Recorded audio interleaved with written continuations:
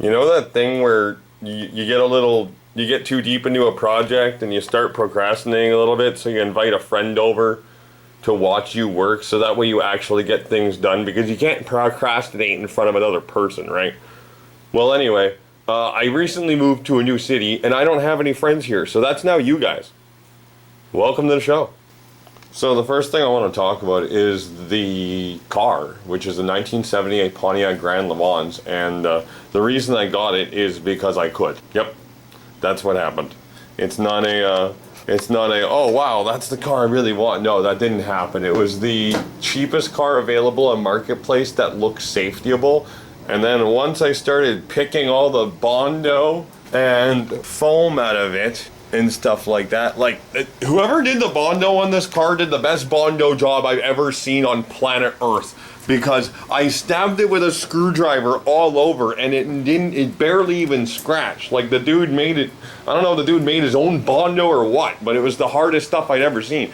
I can't even get the stuff off with a hammer. I'm having the worst time getting this crud off of it. And the other thing is that it has frame damage. I'll just be honest. I had a case of excitement goggles, because the idea was that this car was supposed to be minor repair to the rockers, a brake job, and then drive it. And then all these problems arose with it, and my brain went, you're not that far off from doing whatever you want with the car cost-wise, with the amount of work that you're going to have to do just to put it back on the road. Getting more in depth with the car mechanically, we're going to start at the rear end because it's still in the car and kind of the most difficult to shoot because I got to bend down and stuff. This is a GM 8.5 inch rear end, to my understanding. I'm pretty certain that's what I'm looking at. From what I know, it's pretty easily modified to handle some half decent horsepower just by turning it into getting a Positrack for it or something, Positrack or a locker for it, and then getting rid of the C-clips that hold the axle shafts in using the delete kit that you can find online. I am, of course, regurgitating what I've learned from forums because, if I'm being frank, I have no formal education in the mechanical world. I just learn by doing. That's why I'm doing all of this. The next thing I want to talk about is the transmission. So this one's actually going to rub some people the wrong way because this is a TH200 pre-1979, so it has no provisions for torque converter lockup. I'm not going to change it because I've done some reading about these being really good with a shift kit for circle track racing and circuit racing and drag racing, because they're a lot lighter than a high dramatic 350. To my understanding, the biggest issue with them was their sloppy shifting, and they kind of eat clutches because it's not a good clutch configuration, but again, regurgitating. So I've ordered a shift kit from Transgo, and the idea is it should help the sloppy shifting, which should help the longevity of the clutches as well. The other idea I have regarding this particular model of transmission is that I know that some people tend to give them away or throw them out. So because of that, I might be able to score a couple of them for free and add the shift kits to them, upgrade the clutches, and have some hot swappable racing transmissions. So I'm going to preface this by saying, if I hear just get a 350 one more time, no, not really. I'm not that upset about it. No, so I stuck with the 305 that came with the car, because as we know, the V8 of choice for G-bodies was a 305, most of the G-bodies. I'm not actually sure if any of them came with 350s. If any of them did, mention it in the comments. But yeah, I stuck with the 305 cubic inch, because it came with the car, and for what I plan on doing with it, it's just going to get completely rebuilt with a mild cam. And when I say mild, I mean like 450 would probably be the max lift I'd go with the intake, and a little bit less on the exhaust, of course, and maybe about the same, and not too tight on the lobe separation either. And yeah, just a mild build. Like maybe a high volume oil pump, but for the most part, the motor itself is going to be relatively basic, mild build. Like, not putting a lot of thought into it other than just freshening it up, because there's more going on there to the motor in order to get more performance. So moving on to what's going above the engine. First of all, because this is a little more interesting than just a set of Chevrolet truck heads with 1.84 intake valves. That's all that I'm doing for heads. It's just the Chevy truck heads. I hunted down this 650 CFM double pumper, and a buddy of mine hooked me up with this Edelbrock Performer intake for $100 Canadian. Pretty happy about that. I don't remember what bolts onto here, but you know what? I'm not too worried about it because it's aluminum. It's easy to get reworked. It looks like it's in relatively decent shape. I haven't seen any other nicks or cracks in it other than that bolt hole. I had to take a vacuum tree out of here, I guess you can call it, in order to get the double pumper to sit down. There's supposed to be a spacer here, and I will end up getting one just because I don't like this sitting directly on the manifold anyway. I don't like the look. I don't like the look of it. It's not aesthetically pleasing. The reason I'm going with a 650 with the double pumper is because it's really basic. I'm very Holly versed. I've spent so much time around these things that it's gotten to the point where I could rebuild one of these practically blindfolded. So yeah, at the tail end of that last section, I was moving that because it seemed like it didn't really want to sit there safely, and the last thing I need is a shattered intake manifold and carburetor. The other reason, besides being really used to a Holly 4-barrel, that I'm going with a Holly 4-barrel, specifically a double pumper, not a vacuum secondary, is because this engine's not going to have any vacuum. So I picked up these two max speeding rods turbos. The idea is that they are 53 millimeter. Each one individually is not big enough to really feed a V8 all that well. So that way I don't become part of the Canadian Space Agency and send one of my pistons into orbit. So basically the idea is the worst that would come out of this is a blown intake or head gasket, I would like to think. I'm hoping, my aim is for around 6 to 8 pounds boost. Maybe more if I can get more and everything seems reliable and nothing red flags me as to not doing anymore. Yeah, I'm gonna start with 6-8 pounds boost, somewhere around there. In the 305, which shouldn't be a whole lot of power, but still enough to have lots of fun. Exhaust setup to drive each turbo is going to be rather interesting because I'm doing basically like a crisscross kind of thing where the driver's side header is going to spin the passenger side manifold and they're going to cross underneath the transmission, which I know will complicate the whole idea of the transmission hot swap, but I'm hoping I can get around that somehow with some flanges or some pipe connecting that will make it so the car still passes safety without the exhaust being fully welded. Anyway, so yeah, that's why I'm not too worried about the engine being an absolute stallion, because boost. There's the brand new frame rails for the car right there. That's going in. So yeah, that's basically the breakdown of what's going on with the car mechanically. I'm keeping the air conditioning. There's those Chevy truck heads I mentioned. This is my parts cabinet with my pistons and the old intake and carburetor. There's a set of intercoolers back there because, turbo intercooler required. Timing gear, that's getting replaced anyway.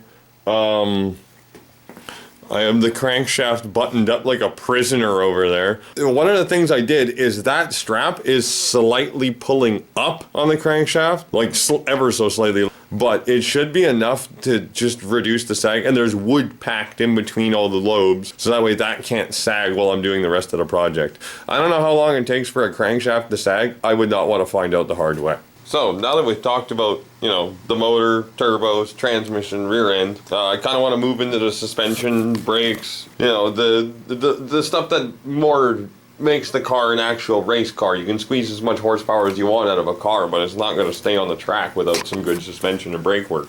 So what I have planned is starting with the frame, because they're a G-body's weakness. As you can see, the frame on a G-body is C-channel. So what I plan on doing is I've talked to some lowrider guys on Reddit, and they say a great place to start would be to fully box that and add a couple of cross members.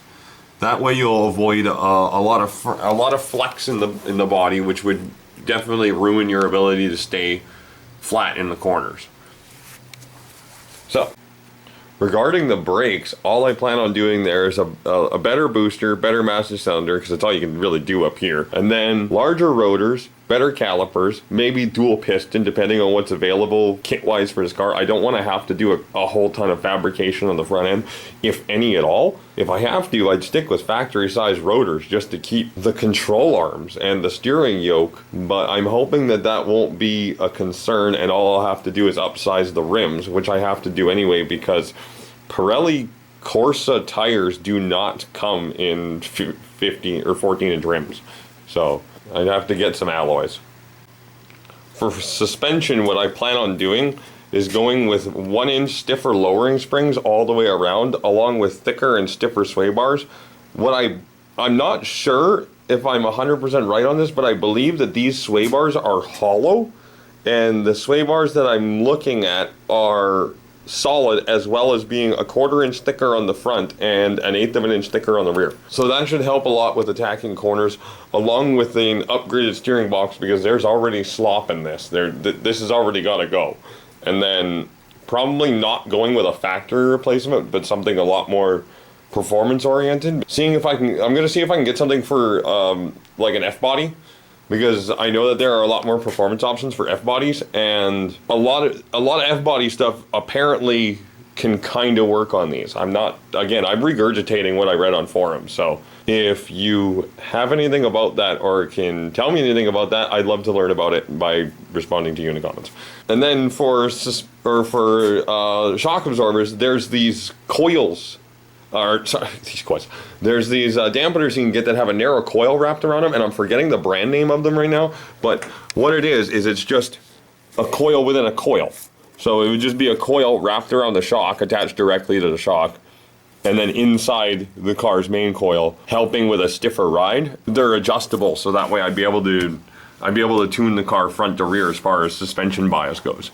Probably not too much adjustability out of it, but at least there'd be some. Things might be a little bit higher exposure now because I've turned the camera's clear vision mode on so I can show you guys under the car as I'm talking about it.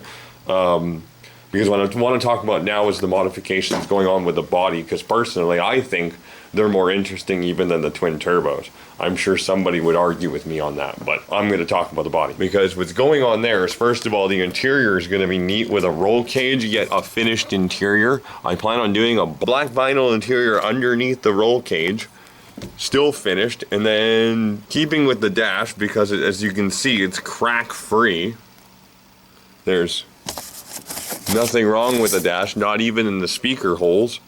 So definitely keeping the factory dash. Adding some more gauges in there. Factory door cards are probably staying. I will have to find a way to work a roll cage around them, but I really want this to have speed and show in mind. The rear of the interior is going to be regular, basically factory, because I have 2 kids, so I have to put car seats in here when I'm not racing the thing. I do plan on daily driving this car, as well as it being a track car. Good luck to me, right? Anyway, exterior body modifications are things like what I want to do with the quarter panels, because they're already rotten out of the car, is I kind of want to widen them out 1 inch, maybe 2, but probably just 1 inch at the bottoms. Just kind of flare it out at the bottom of the quarter panel and give the car a bit more of a Coke bottle shape around its rear wheels, kind of giving it a little bit more of a muscle car look, even though it's genuinely not a muscle car. It's a sedan. Back here, I want to basically encase the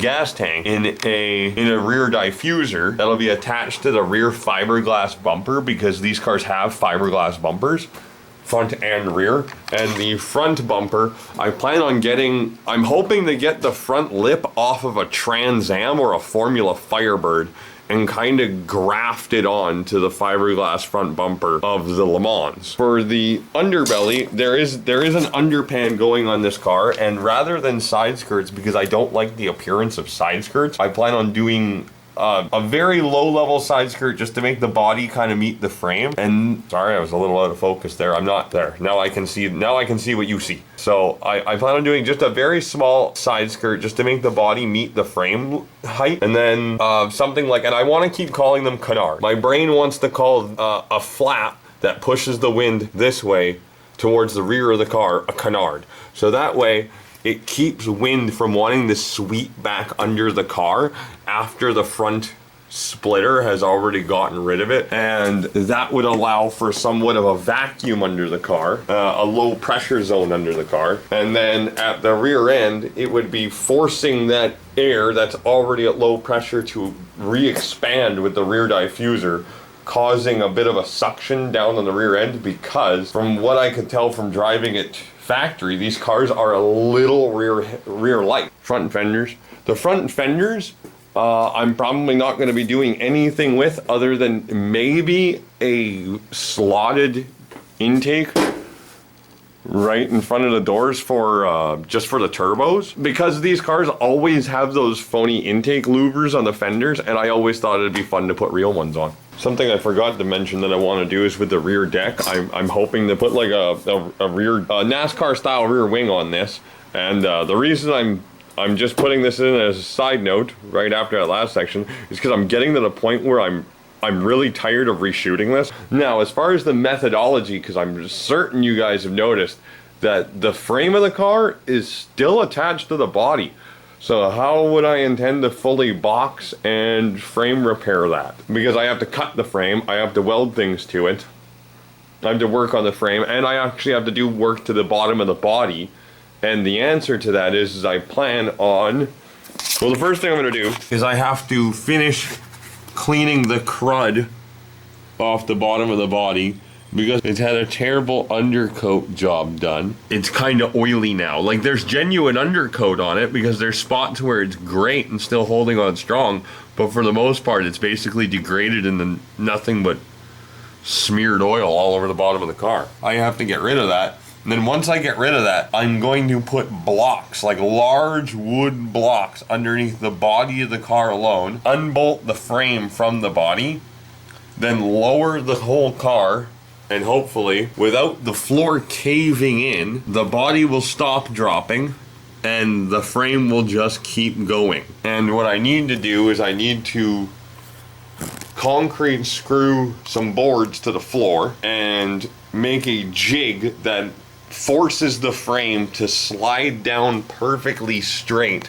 inside the confines of a couple of 2x4s. So that way, when I raise the frame back up, it just goes right back into place. Plus, I also need to jig it that way so when I cut the rear end of the frame rails off, I just put the new frame rails in the jig right where the old ones were. So that should really make that part easy. As far as the rest of the car goes, there's not a lot of rust here.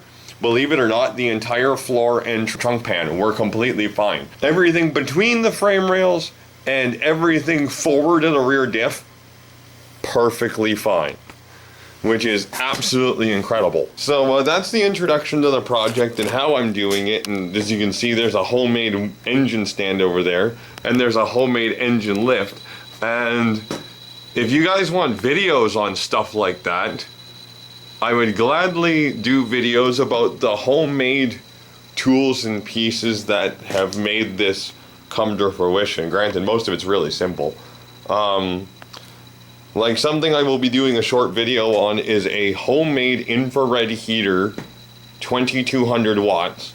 But if I'm being frank, all those videos where I make my own things and I show you how I do it are for entertainment purposes only and are not to be emulated, copied. They're not to be taken as any sort of instruction or anything like that. Like I'm not 100% on turning the camera on myself yet, but I am going to say this: I'm a grown man with a ponytail. Let me tell you, I am not to be emulated. If you guys want videos on the homemade stuff, let me know in the comments. If you guys want to roast me, you can do that in the comments too. Everything boosts engagement.